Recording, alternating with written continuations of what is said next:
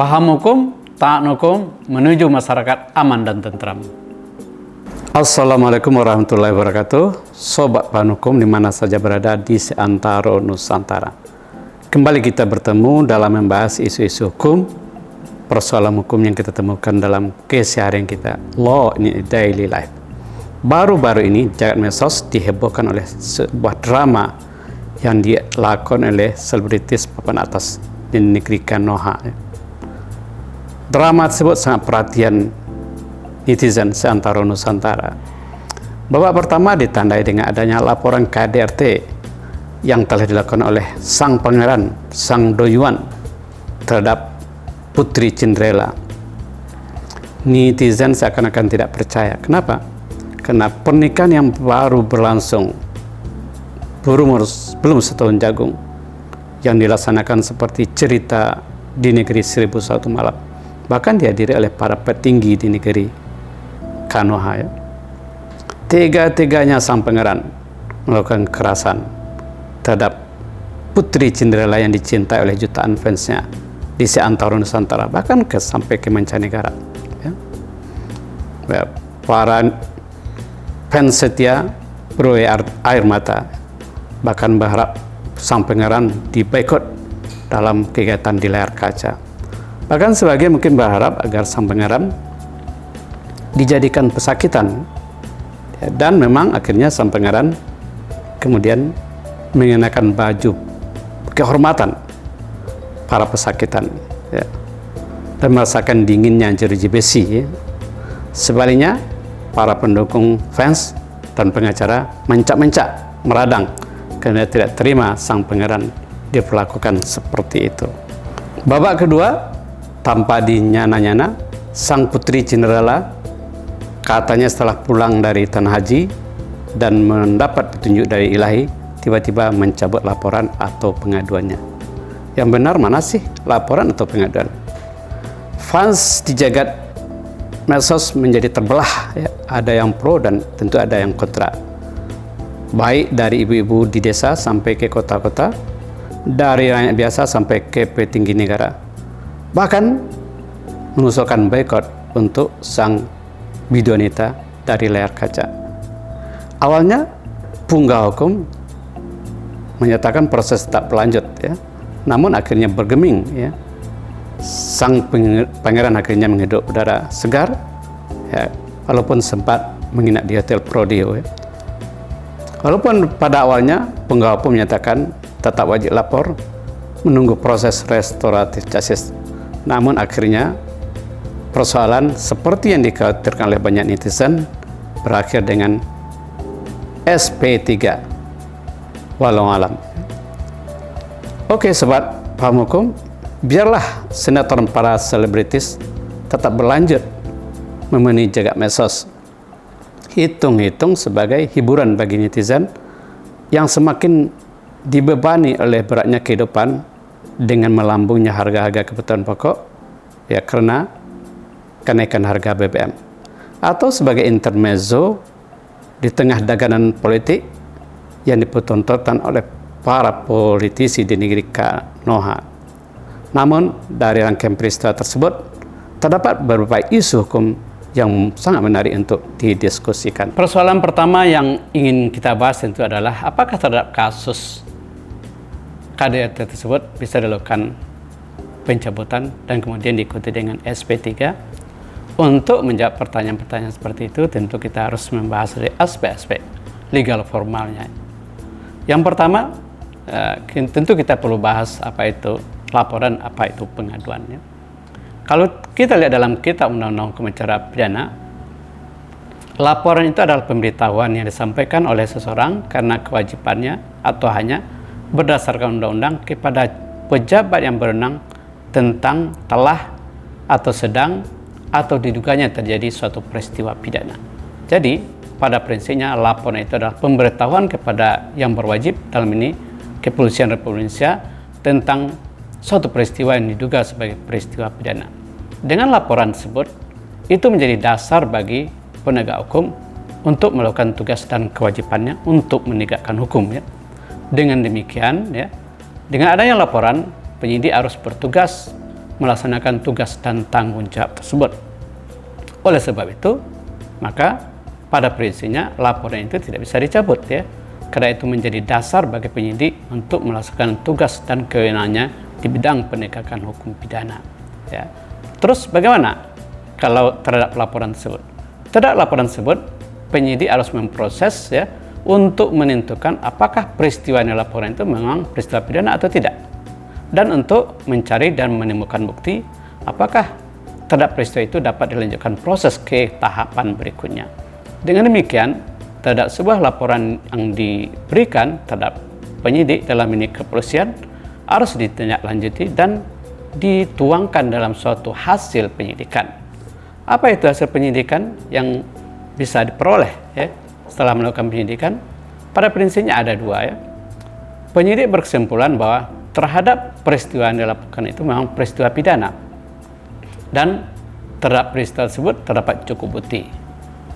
Kemudian yang kedua, terhadap peristiwa yang dilaporkan itu ya, bukan merupakan tindak pidana dan atau tidak terdapat cukup bukti. Kemudian, bila mana penyidik menyimpulkan bahwa peristiwa yang dilaporkan atau diadukan itu merupakan suatu tindak pidana dan terdapat cukup bukti, maka penyidik harus melanjutkan proses ke tahapan berikutnya, yaitu dengan melimpahkan perkara tersebut ke kejaksaan sebagai lembaga yang akan melakukan penuntutan.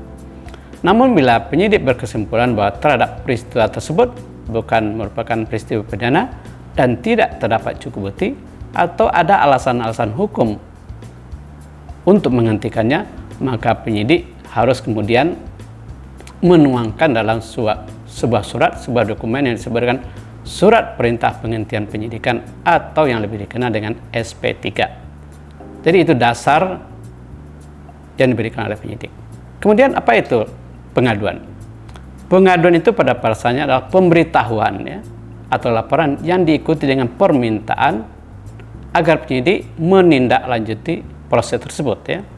Dengan demikian, maka dengan pengaduan tersebut maka menjadi dasar juga bagi penyidik untuk melakukan proses ke tahapan berikutnya, tentu saja untuk menentukan apakah apa yang diadukan itu merupakan tindak pidana dan apakah terdapat cukup bukti. Kemudian kapan pengaduan atau laporan itu diberikan?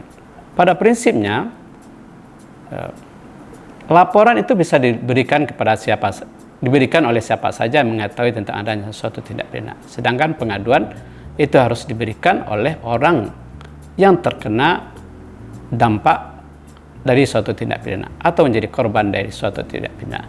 Kemudian pengaduan tersebut hanya diberikan terhadap tindak pidana yang dikategorikan sebagai delik aduan atau kelah delik ya. Dalam Kitab Undang-Undang Hukum Pidana hanya terdapat beberapa delik yang dikategorikan sebagai delik aduan, sehingga untuk proses penuntutan yang ada di pengadilan harus adanya pengaduan dari korban atau pihak korban. Kalau tidak ada pengaduan, berarti perkara itu tidak bisa dilanjutkan sampai ke tahapan penuntutan di pengadilan tersebut ya.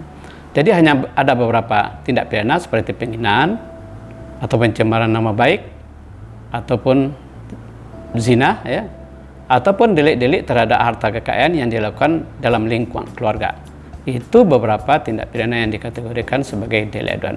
Dan juga di luar Kitab Undang-Undang Hukum Pidana terdapat beberapa tindak pidana yang dikategorikan sebagai delik aduan. Terus bagaimana dengan kedudukan KDRT sebagaimana yang dilaporkan tersebut? Apakah terhadap kasus itu merupakan delik aduan atau tidak yang kemudian bisa dicabut atau dihentikan ya? Kalau kita lihat undang-undang tentang anti kekerasan dalam rumah tangga, memang terdapat beberapa tindak pidana yang dikategorikan sebagai delik aduan. Kita tahu bahwa KDRT itu bisa dalam bentuk kekerasan terhadap fisik, kekerasan fisikis ya, kekerasan seksual dan penelantaran rumah tangga. Terhadap delik yang kita laporkan tersebut bisa dikategorikan sebagai kekerasan fisik ya, karena adanya perbuatan yang menyebabkan terjadi kerusakan atau hal-hal yang mengenai fisik dari yang melaporkan. Dengan demikian, kalau kita lihat dalam Undang-Undang anti KDRT memang terdapat 3 bentuk delik aduan ya. Sebagaimana yang diatur dalam pasal 44 ayat 4 Undang-Undang Anti Kekerasan dalam Rumah Tangga. Di sana memang tiap kekerasan fisik yang dilakukan oleh suami atau istri atau sebaliknya yang tidak menimbulkan penyakit atau menimbulkan halang untuk melaksanakan pekerjaan atau jabatan atau mata pencarian atau kegiatan sehari-hari itu bisa dikategorikan sebagai delik aduan menurut Undang-Undang Anti Kekerasan dalam Rumah Tangga. Pertanyaannya tentu saja, apakah laporan yang diberikan atau pengaduan yang diberikan tersebut termasuk dalam kategori tindak pidana sebagaimana yang diatur dalam pasal 44 ayat 4. Kalau kita lihat ya dari rangkaian peristiwa yang disampaikan itu tentu saja terdapat perbedaan pemahaman. Karena apakah perbuatan yang dilaporkan itu sebagai tindak pidana kekerasan yang kategori berat atau sedang atau ringan ya. Untuk itu sebenarnya kita undang-undang pidana sudah menentukan batasannya. Ya, kalau kita lihat pasal kekerasan dalam rumah tangga itu awalnya itu berasal dari Kitab Undang-Undang Hukum Acara Pidana ya, berasal dari Kitab Undang-Undang Pidana yang berkaitan dengan tindak pidana kekerasan. Jadi, kalau kita lihat dalam pasal 90 KUHP, tindak pidana yang dikategorikan sebagai penganiayaan berat itu adalah terutama perbuatan menyebabkan jatuhnya sakit atau luka-luka ya, atau yang tidak memberikan harapan untuk sembuh ya, dan tidak bersifat terus-menerus ya, menjadi halangan untuk melaksanakan pekerjaan atau jabatan. Dari batasan ataupun kriteria yang diberikan tersebut, ternyata penyidik berkesimpulan bahwa laporan atau pengaduan yang diberikan itu termasuk dalam kategori delik aduan melanggar pasal 44 ya, ayat 4 Undang-Undang tentang anti KDRT. Dengan demikian, karena termasuk delik aduan, maka dengan sendirinya pengaduan yang diberikan itu bisa dihentikan atau dicabut. Oleh sebab itu, tindakan penyidik ya untuk menghentikan penyidikan dan mengeluarkan SP3 sebenarnya sesuai dengan ketentuan peraturan perundang-undangan. Oke, sobat hukum, dengan dihentikan penyidikan tentu saja menimbulkan pro dan kontra, karena setiap keputusan yang diberikan selalu ada dua sisi. Kata pepatah, there are always two sides of coin ya. Jadi ada dua sisi tiap segala satu, baik yang pro dan kontra. Namun demikian, dengan dihentikan penyidikan tersebut, maka kita berharap ya tentu saja akan membuat tidak terulang lagi peristiwa tersebut, baik bagi kedua pihak ataupun bagi masyarakat secara keseluruhan. Dan tentu saja kita berharap kalangan selebritis tersebut ya atau pasangan tersebut kemudian hidup tentram, damai ya, terhindar dari kekerasan, bak cerita Cinderella yang berakhir dengan bahagia. They live happily ever after. Demikian sobat hukum, pertemuan kita kali ini untuk membahas isu-isu yang dihadapi. Semoga bisa memberi pemahaman tentang hukum. Demikian, terima kasih. Wassalamualaikum warahmatullahi wabarakatuh.